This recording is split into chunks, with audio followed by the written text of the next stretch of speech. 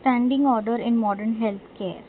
Streamlining clinical tasks and enhancing patient-centered care through evidence-based written protocols is known as standing order. Now let's see what are the defining standing orders. We have to write the definition. The written protocol. Standing order को हम written protocol भी कहते हैं.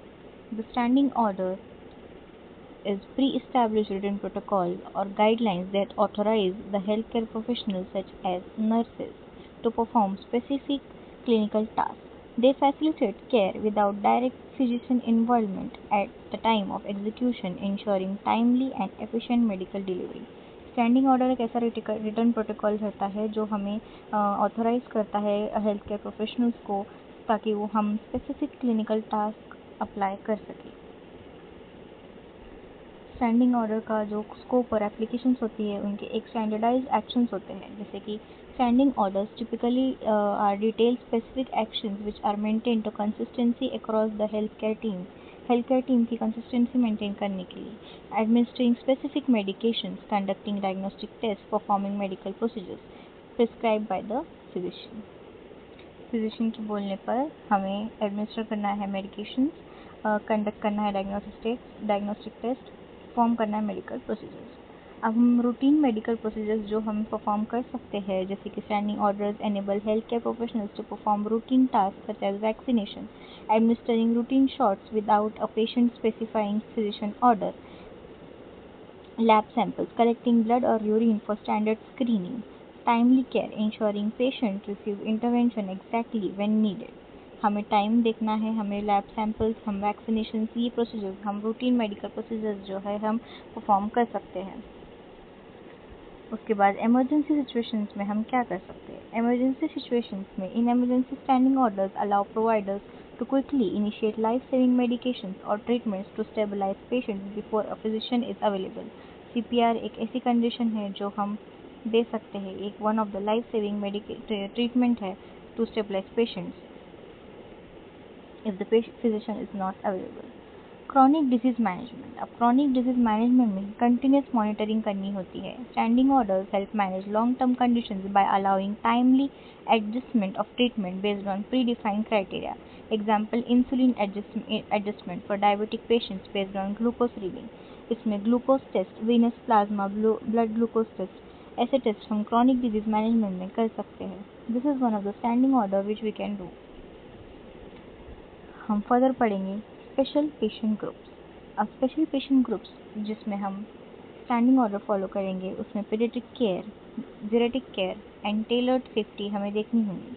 इन paediatric care specific age appropriate protocols ensuring safety and precision in child health. हमें safety की बहुत ज़्यादा मतलब सेफ्टी हमें अच्छे से देखनी है पेशेंट की. If the patient is a child then we have to make the age appropriate protocols. Geriatric care में tailored interventions addressing the complex needs of elderly patient. In the tailored intervention, tailored safety जैसे कि orders establish specific clinical pathways or for groups requiring sensitive or condition specific intervention. Specific orders जो हमें किसी physician के द्वारा दिए गए हैं वही हमें फॉलो करना है, और ये कंडीशन स्पेसिफिक इंटरवेंशंस जो है हमें वो कंडीशंस के हिसाब से वो चीज़ें फॉलो करनी है. इसमें हम ऑपरेशनल एफिशिएंसी क्या होगी. हम ऑपरेशनल एफिशिएंसी में स्ट्रीमलाइनिंग केयर फैसिलिटेट करेंगे, टेस्टिंग और स्टैंडर्डाइज प्रोटोकॉल्स को हम फॉलो करेंगे. अब स्ट्रीमलाइनिंग केयर में हम करेंगे कि हम रिड्यूस करेंगे waiting times bye authorising preventive interventions like vaccination and screening without unnecessary delays. Vaccination के द्वारा और स्क्रीनिंग करने के द्वारा हमें अननेसेसरी डिलेज जो है वो क्लियर हो जाएंगे. Facilitating testing, authorising routine diagnostic testing and monitoring for specific condition as needed, ensuring essential test are never missed. Essential test कभी भी मिस नहीं होंगे. Standardised protocols promotes consistency in clinical scenarios, ensuring adherence to evidence-based practice across the entire facility. Time to time evidence-based practice के वजह से हमें standardized protocols follow करते आएंगे. ये हो जाएंगी स्टैंडिंग ऑर्डर की ऑपरेशनल एफिशिएंसी. अब बेनिफिट्स क्या हो सकते हैं. Benefits of standardisation: increase autonomy, empowers nurses and clinical staff to practice the full extent of their training. जो ऑटोनॉमी ऑफ नर्स है वो इंक्रीज हो जाएंगी. Trust building, develops a collaborative environment between physician and specialised person. Collaboration बढ़ जाएगा. Workflow optimization removes bottlenecks in high volume settings like primary care clinics. जो workflow of optimization है वो बढ़ जाएगा. Because of nurses, when we are following the standing order, the workflow of how will get reduced. जो workflow जो होगा, जो ज़्यादातर बहुत ज़्यादा जो issues आ सकते हैं workflow में वो resolve हो जाएंगे. Let's go forward. एक स्ट्रेटेजिक इम्पैक्ट क्या पड़ेगा, 60% ऑफ वर्कलोड जो है रिडक्ट हो जाएगा. जैसे मैंने पिछले स्लाइड में कहा, maximum resources, maximising resources by distributing routine task, physicians can focus on acute care and complex medical decision making. Studies how show significant improvements in efficiency and patient access when standing orders are implemented. Physician का जो थोड़ा काम है वो कम हो जाता है, तो फिजिशियन को और ध्यान देने में जो है आसानी होंगी, मेडिकल डिसीजन मेकिंग में भी आसानी होगी फिजिशियंस को. और फिजिशियंस को आगे जाके जो भी उनको सिग्निफिकेंट इम्प्रूवमेंट करनी है वो स्टैंडिंग ऑर्डर की वजह से वो और इम्प्रूवमेंट हो जाएगा. अब अंडरस्टैंडिंग द लिमिटेशंस. अब लिमिटेशंस क्या क्या है.